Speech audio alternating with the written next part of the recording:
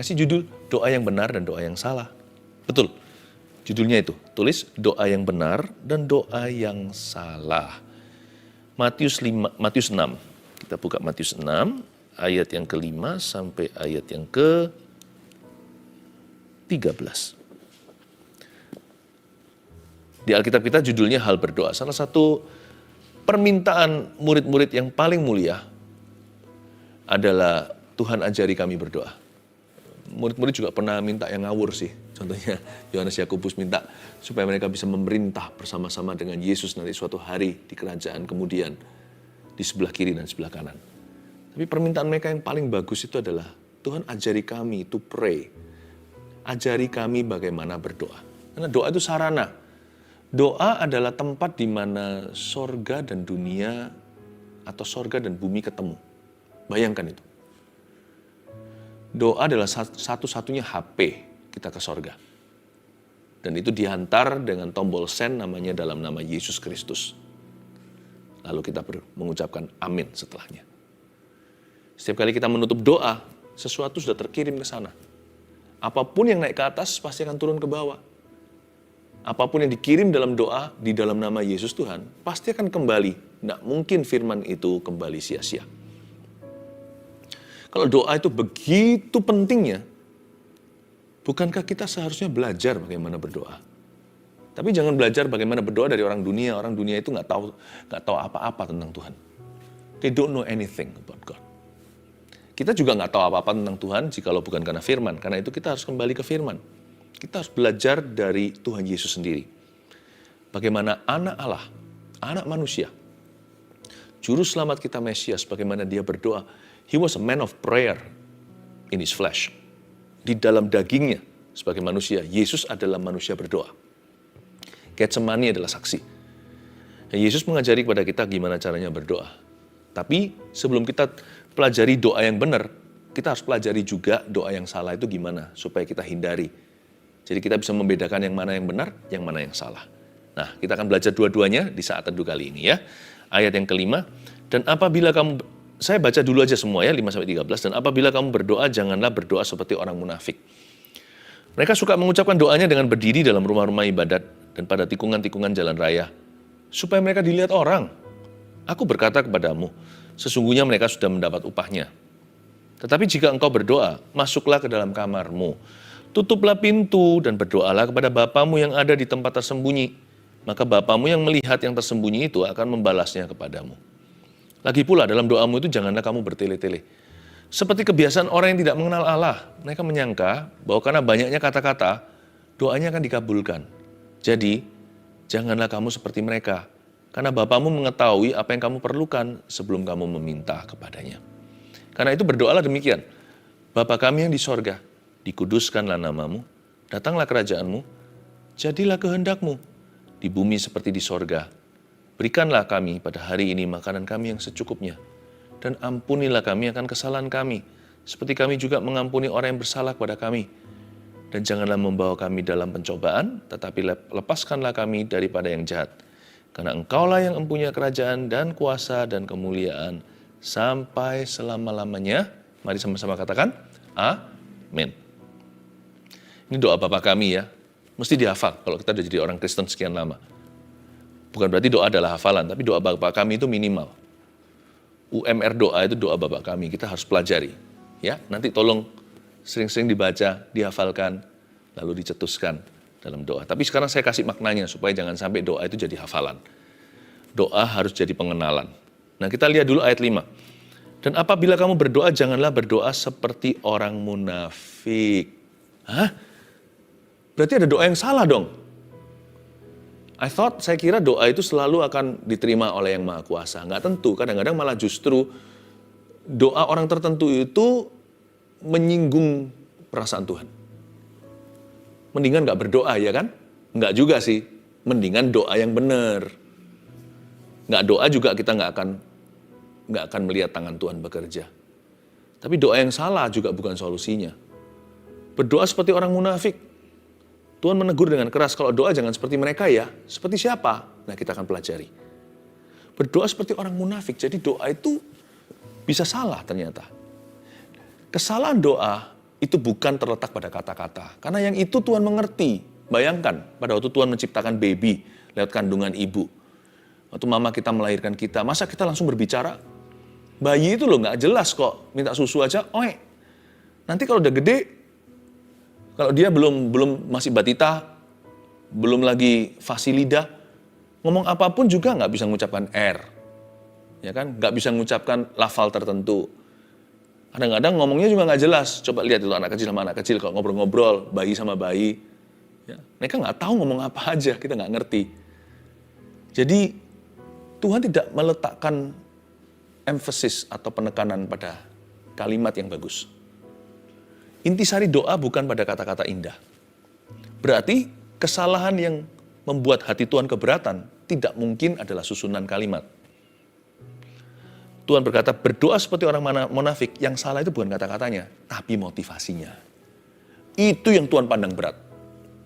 Itu nomor satu. Kata-kata itu bisa tambal sulam. Kata-kata bisa diperbaiki. Ya, ada orang yang gagap, gak apa-apa. Tapi munafik itu bicara soal motivasinya. Motivasi tidak boleh salah sama sekali. Kalau kita doa harus murni. Harus dibubuhi terakhir sebelum dalam nama Yesus, sincerely. Kayak kita tulis surat gitu loh. Dengan tulus hati, koma, lalu Anda tulis nama. Harus sincere sama Tuhan.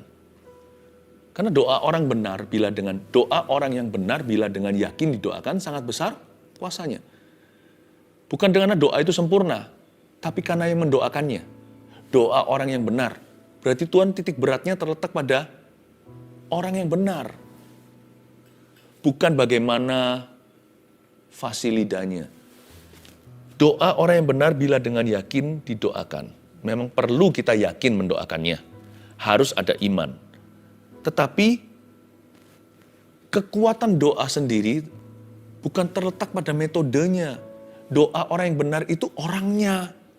Kita mesti benar. Hati kita mesti murni. Harus sincerely, harus tulus hati. Kalau kita naikkan doa itu, Tuhan bukan pandang doanya. Tuhan pertama-tama pandang pendoanya. Karena itu Tuhan berkata, jangan berdoa seperti mereka, seperti orang munafik. Tuhan gak keberatan sama doa mereka, karena doa mereka mungkin benar. Orangnya yang salah. Makanya doa orang yang salah, ya jika didoakan dengan cara yang benar, sangat munafik rasanya. Saya ulang ya, saya ajak kita sedikit merenungkan. Doa orang yang benar bila dengan yakin didoakan sangat besar kuasanya. Kita tahu itu ayat firman Tuhan. Nah sekarang kalau doa orang yang salah, bila dengan benar didoakan, sangat munafik rasanya. Metodenya betul, kalimat-kalimatnya indah, kata-katanya puisi sekali. Tapi hatinya salah motivasi, Tuhan anggap munafik. Jangan berdoa seperti orang munafik. Tapi bagaimana dengan kita? Jikalau kita sudah benar orangnya, tapi nggak tahu cara berdoa, ya minta sama Tuhan. Ajari kami untuk berdoa seperti murid-murid. Suatu hari meminta supaya Tuhan mengajari mereka. Doa orang yang benar, bila dengan salah didoakan. Mungkin kita kurang mengerti, kurang paham gimana sih caranya berdoa. Pastor Philip tolong ajari. Ayo kita belajar dari Tuhan Yesus, tanya sama Tuhan. Guru, ajari kami berdoa. Doa orang yang benar, bila dengan salah didoakan, Tuhan tidak marah. Tuhan akan mengajarinya. Makanya ada saat teduh hari ini. Untuk mengajari orang-orang benar seperti Anda. Supaya tidak salah berdoa. Amin. Mereka suka mengucapkan doanya dengan berdiri dalam rumah-rumah ibadat. Ini yang disebut munafik. Mereka suka berdoa dengan berdiri dalam rumah-rumah ibadat. Ini bukan berarti Tuhan menentang public prayer atau doa di depan umum. Penting, hal itu perlu. Tetapi sekalipun demikian, motivasi kita yang berdoa di hadapan manusia harus dijaga tetap murni di hadapan Tuhan. Makanya setiap kali saya adakan saat teduh seperti ini, karena kami di depan kamera istilahnya, selalu saya doakan, mungkin Anda sudah memperhatikan, sembunyikan kami di balik salib Tuhan. Sekalipun saya waktu berdoa begini, dan ini termasuk pengajaran, tapi motivasi saya itu harus tetap berdoa hanyalah kepada Tuhan. Bolehlah kami menginspirasi Anda. Tapi tujuan utama dari saat teduh ini bukan untuk menginspirasimu. Saat teduh ini extension atau hanyalah kepanjangan tangan dari saat teduh pribadiku. Saya saat teduh bukan Rabu Sabtu, saya saat teduh setiap pagi, setiap malam bahkan. Saya saat teduh setiap hari. Lalu ada request, ada permintaan. Lalu ada panggilan dari Tuhan untuk saya mengajarkan kepada murid-murid Kristus bagaimana berdoa. Seperti Yesus ajarkan doa Bapa kami kepada murid-muridnya. Makanya ada saat teduh hari ini. Boleh kita itu public prayer, doa di depan umum atau di hadapan orang. Tapi tetap jaga ya hatinya supaya murni. Pesan khusus bagi orang-orang yang melayani atau yang terlibat dalam pelayanan. Tiap hari harus cuci hati. Kita minta untuk dibasuh dengan darah Yesus. Tuhan ingatkan aku, intisari pelayanan itu bukan kepada manusia, tetapi kepada Tuhan. Saya selalu ingat 5 jari saya waktu saya melayani Anda. I do this for Him. Yes, saya melakukan ini untuk memberkati Anda. Tapi ujungnya dan terutama adalah untuk memuliakan namanya. I do this for Him. Waktu setiap kali saya angkat tangan lihat 5 jari saya ingat saya lakukan ini untuk siapa? Saya bukan lakukan ini untuk Anda. Public prayer boleh nggak? Harus itu ada tempatnya. Sebab Tuhan menempatkan teacher atau guru-guru di dalam tubuh Kristus. Untuk mengajari umatnya. Pastor atau gembala-gembala. Tuhan punya rasul-rasul, nabi-nabi, dan penginjil-penginjil juga. Tapi mereka pun tidak perkecualian. Mereka pun dituntut untuk menjaga hatinya murni. Pesan khusus bagi orang yang melayani. Yang berdiri dalam rumah-rumah ibadat. Jangan seperti ahli Taurat dan orang-orang Farisi. Mereka itu sukanya berdiri di depan orang, padahal aslinya dalam hidup pribadi mereka jarang berdoa. Jadi malaikat tertegun ketika mendengar mereka berdoa di gereja. Kok hebat sekali ya, kok heboh sekali. Padahal kalau di rumah sepi, sunyi senyap. Tidak pernah terdengar suara orang itu mengetuk pintu sorga. Tapi kalau di gereja, dia yang paling rame. Dia yang paling menyolok. Nggak boleh. Nggak boleh. Pelayanan kita harus menjadi kepanjangan tangan hidup pribadi kita yang asli. Nggak boleh. Ya, orang Farisi ahli Taurat itu sukanya doa untuk show off. Dan pada tikungan-tikungan jalan raya, kok bisa ya? Begini loh. Orang-orang yang ortodoks sekali, iman Yahudinya saat itu, bahkan di zaman Yesus, mereka itu doa paling tidak 3 waktu. Yaitu jam 9 pagi, jam 12, dan jam 3 sore. Ingat ya, waktu Petrus naik sembahyang dia berdoa, dia masih ada kebiasaan Yahudinya, sekalipun dia Kristiani.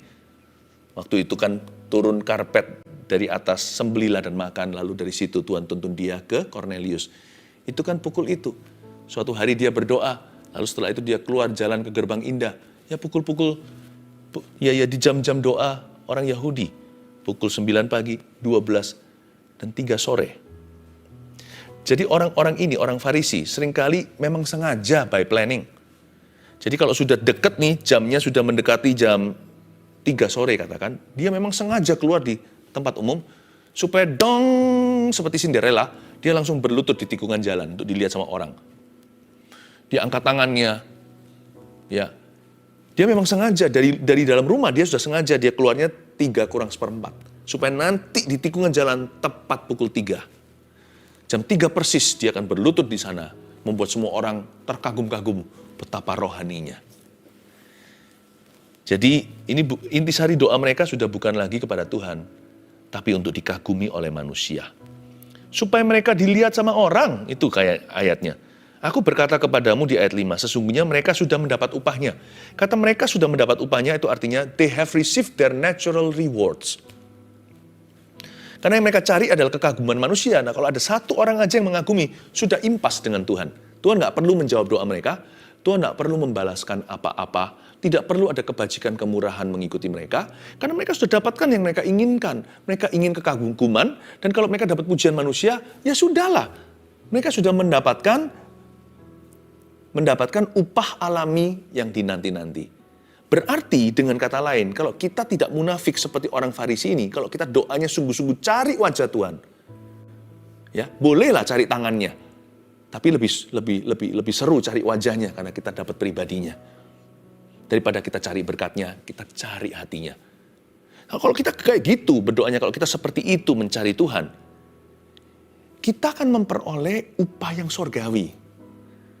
Berarti kalau orang Farisi bisa dapat upah yang alami, natural reward, berarti doa itu ada supernatural reward dong. Iya ya. Berarti memang doa itu menarik perkara supranatural dalam kehidupan kita. Perkara-perkara yang rohani, perkara-perkara yang tidak masuk akal.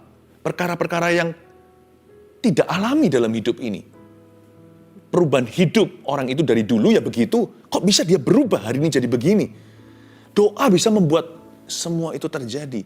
Berarti kalau Tuhan berkata, orang-orang yang suka doanya itu pura-pura, dipas-pasin waktunya supaya persis di tikungan jalan raya, orang-orang itu berdoa supaya dilihat sama orang, dan orang-orang itu sudah dapat upahnya, yaitu upah alaminya, hanyalah pujian manusia, berarti doa yang asli ada berkat supra alami. Ya kan? The other side of the coin.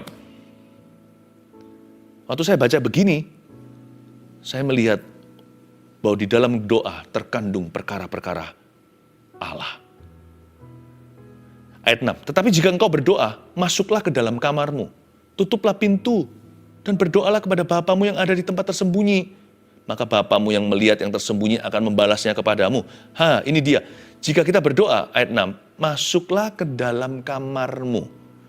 Kata kamar di situ dalam bahasa Yunaninya, itu treasure room artinya. Atau kamar di mana disimpan harta tersembunyi, hidden treasure. Seperti di bank itu juga ada ya, namanya SDB, Safety Deposit Box. Masuk ke sebuah tempat, dikelilingi besi, temboknya semuanya, lalu di sana ada kotak-kotak, orang bisa keluarkan dan simpan hartanya. Itu adalah harta, kamar, ruang yang khusus untuk menyimpan harta-harta pribadi. Treasure room namanya, itu dalam bahasa Yunani. Tapi jika engkau berdoa, masuklah ke dalam your treasure room. Masuklah ke dalam kamar harta karun. Dari sini saya mengambil kesimpulan bahwa prayer di dalam doa ada banyak berkat Allah. Seorang teman pernah berkata dulu, ya, dalam keluguannya sih, banyak doa, banyak berkat. Kurang doa, kurang berkat, tidak berdoa, tidak ada berkat. Yang nggak bisa diartikan mentah-mentah, karena kita berdoakan bukan supaya kita dapat berkat, kita berdoakan untuk mengenal Tuhan. Tapi ada betulnya juga, karena di kitab Yakobus sudah dikatakan, kamu tidak dapat apa-apa karena kamu tidak berdoa, atau kamu berdoa juga, tapi kamu tidak dapat sesuatu, karena yang kamu doakan, hendak kamu habiskan untuk memuaskan hawa nafsu. Meskipun doa bukan demi mencari berkat, tapi mencari wajah Allah. Tapi doa mendatangkan berkat. Karena doa itu, kata Alkitab, di kitab ini, bahasa Yunaninya, doa itu treasure room atau ruang harta karun. Kalau kamu berdoa, masuklah ke dalam ruang harta karunmu, di mana tidak ada orang selain Bapamu di sorga. Tutup pintu di belakangmu. Seperti seseorang masuk ke SDB atau Safety Deposit Box, masuk di dalam perbankan, masuk di dalam ruang itu, ya kan? Member-membernya, dia masuk ke dalam, pintu di belakang ditutup, supaya dia seorang diri, giliran nanti. Setelah dia, baru orang lain boleh masuk kemudian. Doa itu kayak gitu. Waktu masuk, jangan masuk keluar. Ya kan banyak orang kan nggak konsentrasi kalau doa. Masuk, keluar lagi, ntar ngambil apa. Masuk lagi, ngambil snack. Masuk lagi nanti, oh ya HP ketinggalan. Nanti masuk lagi, nggak pernah sungguh-sungguh hati. Waktu Anda masuk, selesaikan di sana. Nanti customer berikutnya sudah menunggu. Begitulah ceritanya. Habiskan waktumu di situ. Sampai ketemu yang kau cari. Sampai kau dapatkan yang kau rindukan. Tutuplah pintu. Masuklah dalam kamar, tutuplah pintu. Dan berdoalah kepada Bapamu. Ayat 7. Lagi pula dalam doamu itu, janganlah kamu bertele-tele seperti kebiasaan orang yang tidak mengenal Tuhan. Mereka menyangka bahwa mereka, karena banyaknya kata-kata, doanya akan dikabulkan. Ini interesting sekali loh. Jadi jangan kamu seperti mereka. Karena Bapamu mengetahui apa yang kamu perlukan sebelum kamu meminta kepadanya. Ayat 7, lagi pula dalam doamu itu jangan kamu bertele-tele. Kata bertele-tele ini dalam bahasa Yunaninya kita belajar bahasa-bahasa lain ya. Anda bisa catat, batalogeo, B-A-T-T-A-L-O-G-E-O. Saya ulang, B-A-T-T-A, L-O-G-E-O. Batalogeo itulah bertele-tele, yang artinya, are you ready? Bla bla bla. Itu dia. Lagi pula dalam doamu itu janganlah kamu bla bla bla. Kelihatannya dari sisi sini kalimatnya indah, tapi karena munafik motivasinya, karena dia berdoa adalah untuk dilihat orang, dan dia nggak percaya kuasa doa itu. Itu hanya rutinitas belaka baginya. Dia nggak percaya di dalam doa terkandung kuasa supra alamiah, terkandung berkat Allah yang nggak kelihatan. Dan orang seperti itu doanya bisa saja disusun dengan begitu manisnya, kalimat-kalimatnya bukan hanya rapi, tetapi puitis sekali. Tapi di sisi sana Tuhan yang mendengarkan, karena Tuhan itu melihat hati, bukan hanya pay attention, memperhatikan doanya, tapi Tuhan memperhatikan dulu pendoanya. Di sebelah situ kedengarannya adalah bla bla bla. Tapi kita yang merasa doa kita di sebelah sini itu bla bla bla kedengarannya, padahal kita udah berusaha, bahkan mencucurkan air mata. Kita ini loh gagap ceritanya. Mulut kita itu kok nggak bisa fasih ya lidahnya. Saya ngomong apapun kedengarannya kayak bla bla bla sampai saya itu meragukan apakah Tuhan mengerti maksud hatiku. Tapi asal kau tulus dengan segenap hati dan dengan motivasi yang setulus-tulusnya dan rendah hati mencari. Di sebelah situ dengarnya bukan batalogeo. Di sebelah situ Allah mengerti maksud hatimu. Dan Allah berkenan menerima persembahan doamu. Seperti wangi-wangian di sore hari. Seperti persembahan Habil atau bahkan darahnya yang berseru dari tanah. Kedengarannya seperti bla bla bla di sebelah sini. Di sebelah sana adalah doa yang fasih lidah. Apa perbedaannya? Apa yang membuat perbedaannya? Perbedaannya adalah hati. Allah melihat hatimu. Itulah sebabnya jangan pernah kita menghakimi orang yang berdoa. Kita berkata orang itu nggak bisa doa. Mungkin di mata Tuhan, kita yang merasa bisa berdoa ini, kita yang nggak bisa berdoa. Jangan-jangan anak kecil itu, yang ngomongnya masih belepotan, doanya didengar sama Tuhan. Sebab ada malaikat yang memandang wajah Bapa. Kita yang ini yang pinter sekali membuat orang lain impress. Ya, kita ini yang pandai untuk impress orang lain. Itu justru di mata Tuhan. Bisa-bisa loh ya, persembahan kita itu busuk aromanya. Jangan menghakimi dan menilai doa orang lain. Nilailah doamu sendiri. Jagalah hatimu dengan segala waspada. Segala sesuatu mengalir keluar dari sana. Dan juga jangan menghakimi orang yang berbahasa lidah. Mungkin kedengaran di telinga Anda adalah bla bla bla di tengah sebelah sana. Tuhan mengerti maksudnya. Kalau orang itu sungguh-sungguh dituntun oleh Roh Kudus. Kalau orang itu bukan berdoa kepada manusia. Mungkin orang itu otaknya sendiri nggak ngerti apa yang dia ucapkan. Tapi di sisi sana, coba kalau Anda dan saya mendengarkan orang berbicara di bahasa lain, contohnya bahasa Jepang, bahasa Arab, bahasa Tionghoa, banyak orang suka meniru-nirukan kan sebagai lelucon. Yang bisa bicara bahasa itu, waktu lelucon waktu mereka membuat lelucon tentang itu, kita yang mengerti bisa berkata, enggak kok bahasanya sama sekali enggak seperti itu. Yang membuat lelucon karena enggak bisa mengucapkannya. Dia enggak menguasai bahasa itu, enggak ngerti sama sekali bahkan. Dia cuma bisa tiru-tiru tonasinya. Kita yang mengerti, tahu vocabulary, enggak tuh, apa samanya? Enggak ada samanya. Enggak ada samanya.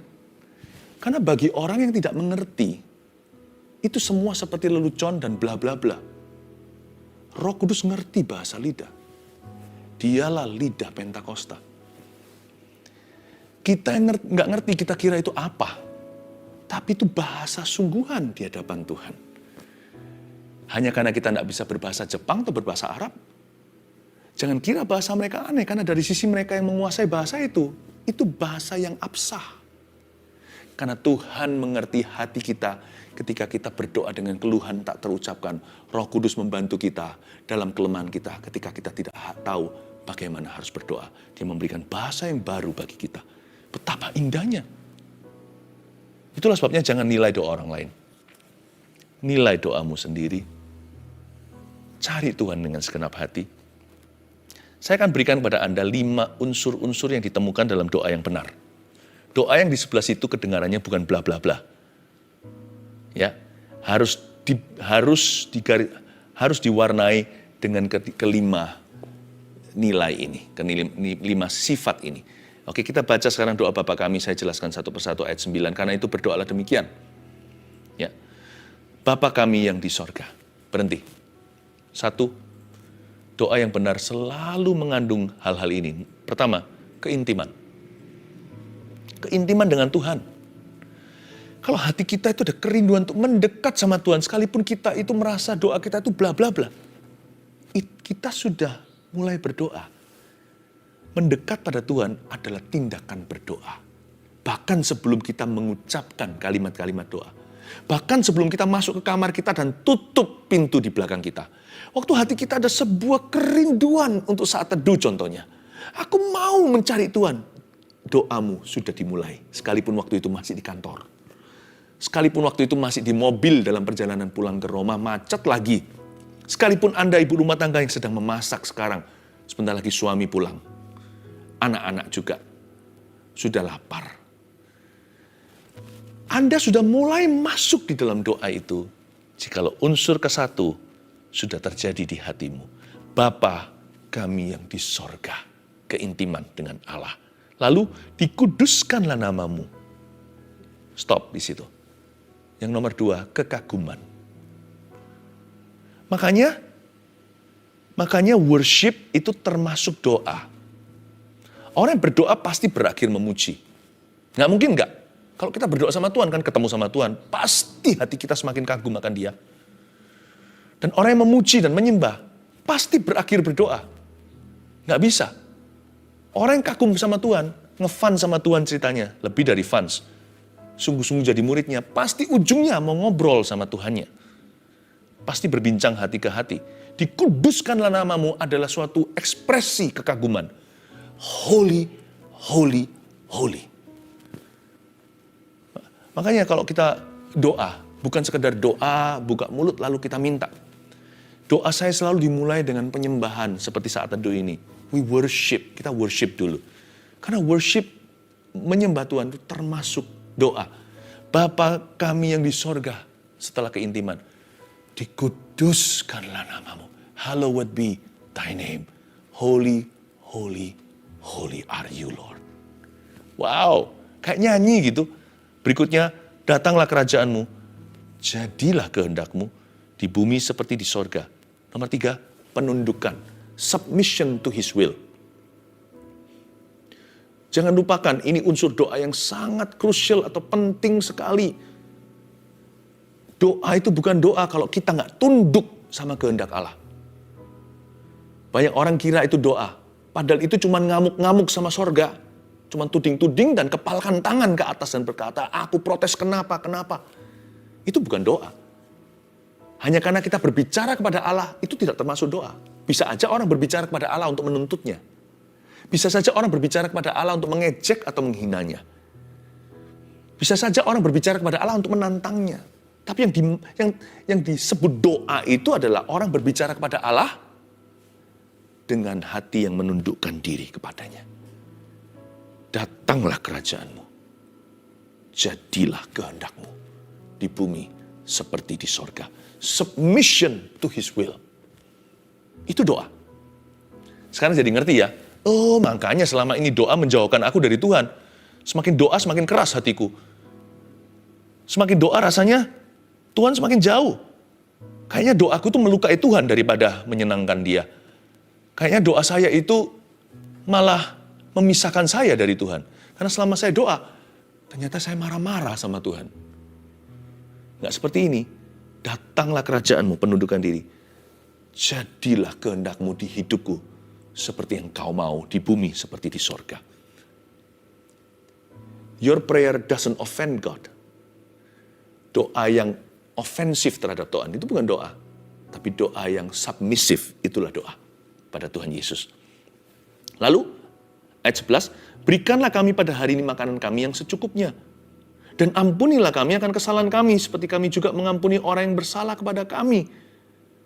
Ini minta dua hal nih di ayat 11-12. Minta makan. Tapi bukan hanya minta, dia berkata, berikan pada kami hari ini makanan yang secukupnya. Lalu minta pengampunan dosa.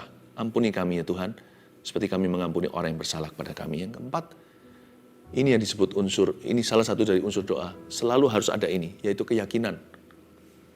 Ada faith and dependence, ada ketergantungan dengan Tuhannya. Tuhan, kasih aku makan. Ini bukan orang pengangguran. Doa Bapa kami adalah untuk orang yang bekerja pula. Dia tahu rezekinya dari siapa. Dia berkata, Tuhan, sekalipun tanganku berusaha, my soul depends on you. Dalam hati, aku bergantung kepadamu. Berikan kepadaku makananku hari ini. Dan ampuni kesalahanku ya Tuhan. Ada sebuah keyakinan, ada faith, ada iman. Ada reliance atau ada sifat yang bergantung pada Allah. Yang terakhir, dan janganlah membawa kami ke dalam pencobaan, tetapi lepaskanlah kami daripada yang jahat. Karena Engkau yang punya kerajaan dan kuasa dan kemuliaan sampai selama-lamanya. Amin. Jangan bawa kami dalam pencobaan. Aku tidak mau masuk dalam pencobaan. Lepaskan aku dari yang jahat, supaya aku tidak berbuat jahat.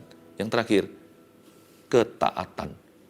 Setiap doa, sebelum diakhiri amin, dia harus dibubuhi tanda seru ketaatan. Doa yang tidak berakhir ketaatan adalah doa yang gagal. Doa itu jalan masuknya. Jalan keluar doa adalah taat pada Tuhan. Prayer is always punctuated. Selalu dibubuhi titik akhirnya. Dengan hati yang mau taat dan berserah. Dia berkata, Tuhan aku mau taat padamu. Jangan bawa aku dalam pencobaan. Aku tidak nafsu. Aku tidak mau itu. Aku mau kehendak-Mu. Bukankah aku sudah tunduk tadi? Sekarang waktunya aku melangkah dengan iman. Aku mau taat kepada Tuhan. Lepaskan aku daripada yang jahat Tuhan. Aku mau mengikut-Mu. Hanya Engkau saja. Luar biasa. 5 hal ini adalah unsur-unsur dalam doa yang benar. Sekalipun kalimat Anda dan kata-kata, susunan kata-kata kita seperti bata logeo, hanyalah kedengaran bla bla bla di telinga manusia. Jangan pedulikan. Di telinga Anda, di telinga Allah, menjadi persembahan yang harum dan wangi di hadapan Tuhan. Selama ada keintiman, kekaguman, penundukan, keyakinan dan ketaatan, doamu diterima oleh Tuhan. Jangan lupa, tombol send-nya adalah di dalam nama Tuhan Yesus Kristus. Amin.